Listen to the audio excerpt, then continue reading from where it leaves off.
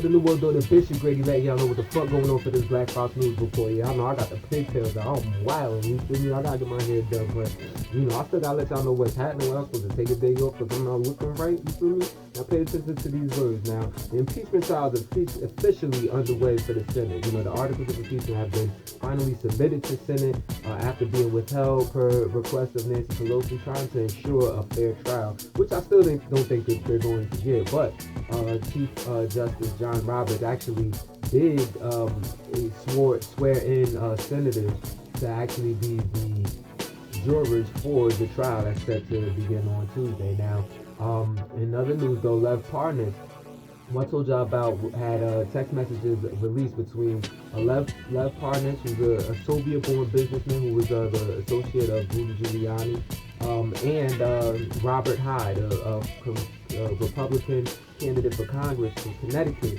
who and they showed that they was basically surveillance of the U.S. ambassador to Ukraine, Marie Yovanovitch, somebody who Trump had even said on his July 25th phone call that's the center of the impeachment trial that she's bad news and going to go through some things.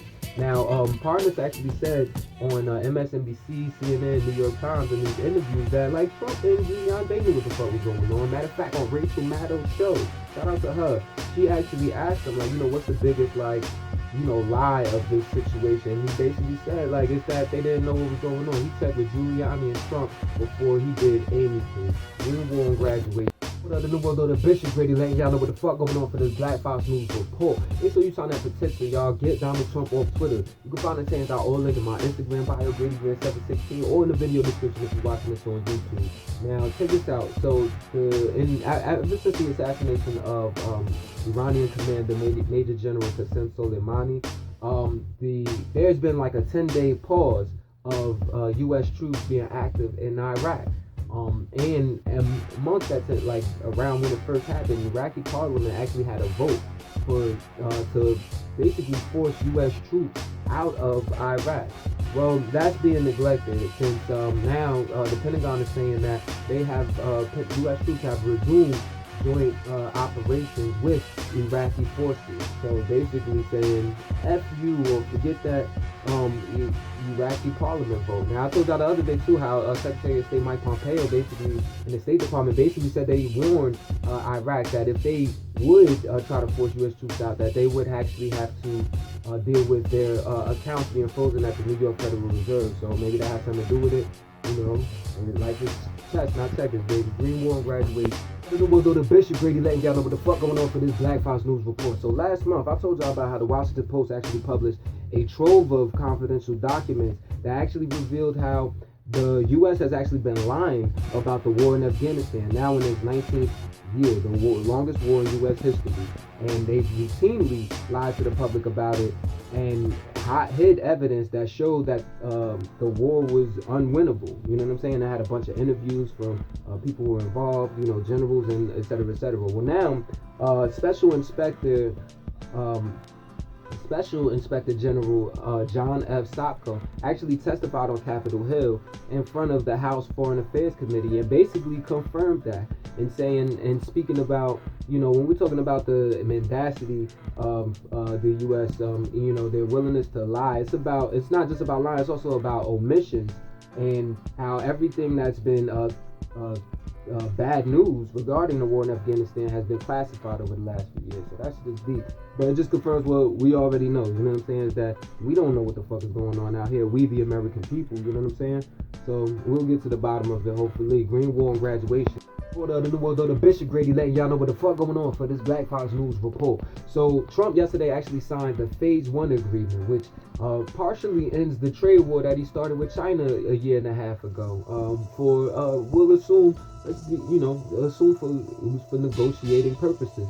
And it seems to have worked in his favor since China has agreed to basically strengthen the intellectual property rights of U.S. tech firms and add for stronger protection. And it also allowed, basically to get turned into stop bootlegging our shit, you know what I'm saying? But it also allows for the U.S. to increase import into China by $200 billion by the end of this year. And this also comes as the Senate is actually they actually signed the United States Mexico Canada agreement, which replaces NAFTA from 1994, the North American Free Trade Agreement. So, economically is a win for the Trump administration, and hopefully for the U.S. people. All this is in exchange for China to keep flooding the markets with hundreds of billions of dollars of their own goods. So, we'll see how this turns out. Green War and graduation. Hold on, in the world though, the Bishop Grady letting y'all know what the fuck going on for this Black Fox News report. Yeah, you see me long head on case for me, but I gotta do something with it. But I still gotta let y'all know what's happening though. So over in Russia, they have actually had like a complete government change with Prime Minister Dmitry Medvedev actually resigning, along with like his entire cabinet. So a whole government change in a way that actually allows Russian President Vladimir Putin to actually maintain power even after the end of his final presidential term in 2024. So Putin has already proposed like sweeping constitutional changes that would expand the power of parliament and weaken the and of state council while weakening the presidency. So it's interesting to see how this unfolds. Putin already chose a prime minister, Mikhail Mishustin, who actually was a Russian bureaucrat who actually runs Russia's tax service. So he was sworn in today by parliament. Let's see how things turn out. Green War and graduation. The Bishop Grady letting y'all know what the fuck going on for this Black Fox News report. Fuck a ceasefire. That's basically what Syrian and Russian forces were saying after Russia and Turkey had brokered a ceasefire in Idlib, which is supposedly the last rebel-held province in Syria that the Syrian government, backed by Russia, has actually been trying to take back. Well, Syrian and Russian jets had actually bombed these two markets, littering the streets with bodies and debris. 21 people were killed. Green War and graduation.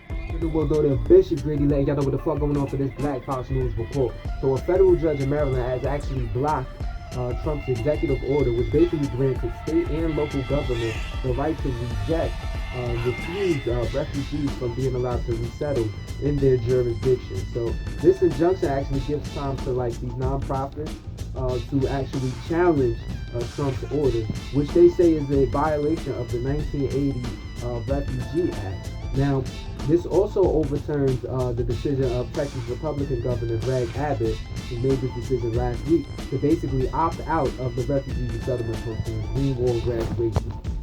The New World Order, Bishop Grady letting y'all know what the fuck going on for this Black Fox News report. So the American Civil Liberties Union has actually sued the Trump administration with hopes of basically overturning the safe third country rule that was set between President Trump and outgoing Guatemalan President Jimmy Morales, which basically says that Salvadorans and Hondurans who are trying to seek asylum or who come to the U.S. border to actually seek asylum can be deported to Guatemala, and that's what's been happening. And the ACLU is suing the Trump administration and saying that this is basically a violation of U.S. and international law, denying them the right to have a safe haven or whatever. So the safe third country rule goes as basically countries have to apply for asylum in the countries that they go to before they get to the U.S. So Salvadorans and Hondurans, they have to pass Guatemala to get to the U.S., so they're getting deported back there.